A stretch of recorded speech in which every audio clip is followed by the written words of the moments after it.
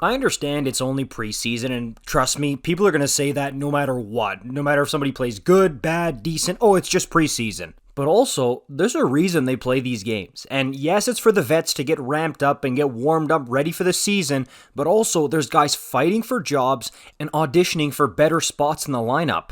And I gotta tell you, Matthew Knies did score that awesome first NHL goal in the playoffs last year and overall had a really good playoffs before his injury, but I was worried about that because a concussion for an 18-year-old, that could mess with the flow of your career pretty heavily. Go ask Sidney Crosby in 2011. But he's come in and been even better than a lot of us expected going into camp here, and Sheldon Keefe summed it up great in the postgame yesterday.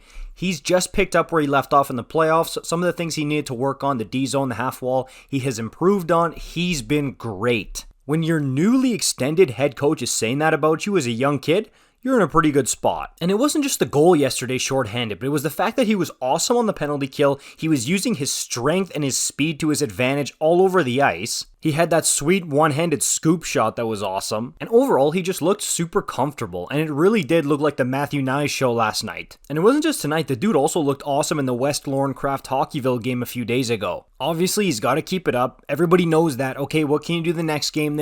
Like, we know that. But I'm starting to wonder, hey, I know there's Bertuzzi and Domi who just got acquired, but I'm genuinely wondering if at some point Sheldon Keefe's going to have no choice but to give Knies some top 6 minutes. And then there's Connor Timmins, and I was looking at this Leafs D-core over the summer thinking, you know what, they're missing something. I mean, I know they added Klingberg, but still, it's just like a missing piece.